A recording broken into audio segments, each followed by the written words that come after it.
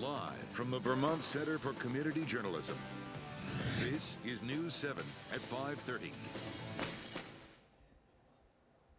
Good evening and thanks for joining us. I'm Nick Anastasi. On tonight's show, Vermont lawmakers weigh in on the turmoil in Washington, and sewage overflows in St. Johnsbury are now under control. But first, meteorologist Sarah Ellen Kalish joins us for a look at the weather. So Sarah, it's quite wet out there today. Is that going to continue tonight or is that going to change? And Senator Bernie Sanders taking time off the campaign trail to recover after undergoing emergency heart surgery. High pressure is our friend, Nick, so we're really going to be building into that a wonderful weather pattern for any outdoor activities. Nice, yeah, we definitely should be enjoying it while we can. Exactly, yep. Thanks, Radek. No problem. And a Wheelock student is doing his part to prevent another too large truck from driving through the Miller's Run Bridge in Lyndonville. Governor Scott spoke here in St. Johnsbury yesterday afternoon regarding tax credits being received by 14 towns across the state, St. Johnsbury being one of those towns. Now, these tax credits are being used to further growth for businesses and housing developments, like this one behind me. This bridge has been serving the community for centuries and is a vital mode of transportation from one end of town to the other. The issue of sustainability of small colleges in New England is an issue that is on the minds of many, many presidents. It's not just something that has affected just, either Caledonia County or Lamoille County. With many small colleges across the country struggling to keep their heads above water, here in Vermont, we are certainly no stranger. Last year, 2 colleges were forced to close down, and this year, the Vermont State Colleges system was trying to put a plan in place that would keep them out of that boat. In June, the Office of the Chancellor put together the White Paper, a document outlining the struggles faced by the VSC system.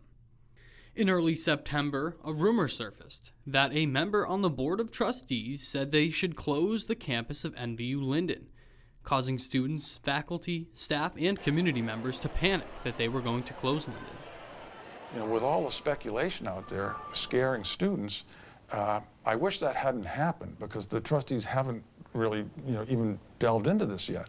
But what that's doing is making things more difficult for Northern Vermont University because now, as you know, students are saying, gee, should I transfer? Maybe I shouldn't go next year. That's bad for the university and makes things harder. The Chancellor's office planned to have a meeting at each of the VSC schools addressing these issues the college system was facing and allowing time for students, faculty, and staff to offer up ideas. They met at Linden on Thursday, September 12th. The students rallied together, trying to make their voice heard and fight to keep this campus open.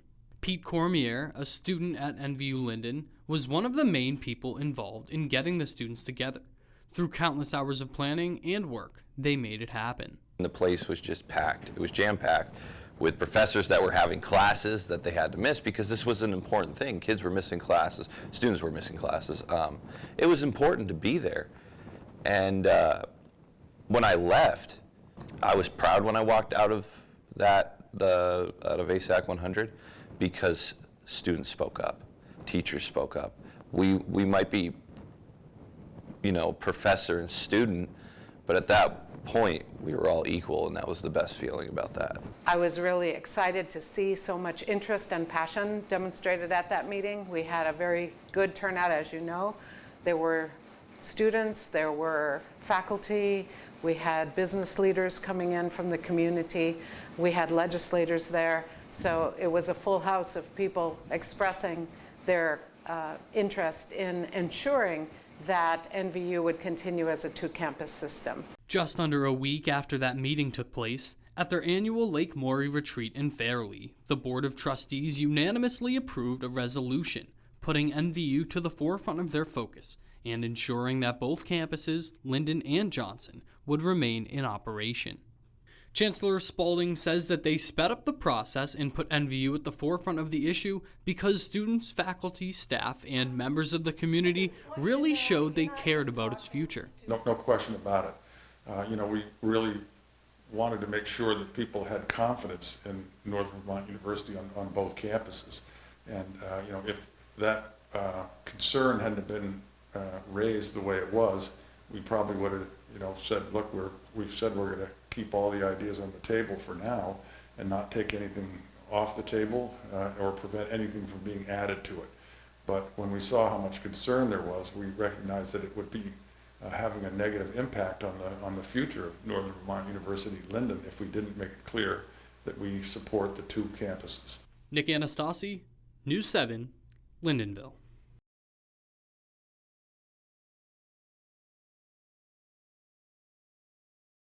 Quickly following the passing of the new age law surrounding tobacco products, Marty's first stop in Danville decided that it was time to take tobacco off the shelves. One of the main reasons in doing so was to ensure the safety of their cashiers. If we're busy, if a cashier makes a mistake and sells them and it's to the wrong person, there's a lot of consequences for that. And we don't want to put that kind of pressure on our cashiers. We have a lot of young cashiers, and it doesn't matter, even seasoned cashiers can make a mistake. While Marty's has received mixed feelings from customers, some, like NVRH CEO Sean Tester, are thrilled to see that Marty has made steps in this direction. At NVRH, we couldn't be more excited by this development. We're really, really tickled that Marty has made this brave step for his community and the health of everybody who lives here. It's really important. You know, tobacco is a major killer, and we know that people who smoke have worse health and health outcomes. This is a really positive step. And while there may be others who are not as pleased, Marty stands behind its decision and doesn't think it will affect their business at all. You know, the person that might normally just stop here and get a cup of coffee and their end-day pack of cigarettes every day, maybe we won't see them. Maybe they'll get that somewhere else where they can get both in one spot. But I don't think it's going to hurt. We're a full grocery store and convenience store, premium meats and deli. So cigarettes really weren't a big bulk of our business. At some point, we make excuses for everybody. It's on the driver. The driver has their CDL. They know what they have to be aware of, what they need to be watching for. That's their responsibility. Most members of the community were upset by the damage, and upset they had to reroute their daily commute. 4-year-old Dayla Stoddard McGrath was so sad, he posted a handmade warning sign after the bridge opened. Residents urged similar warning signs be posted as well. Town officials say they're already there. That didn't stop a tractor-trailer from crossing the historic bridge. Those signs are big, they're bright, but they don't seem to be making an impact. And I don't think that if you add more signs, it's going to change anything. You can continue to add things that don't get looked at, and the responsibility at some point has to fall on the individual that's not doing the right thing.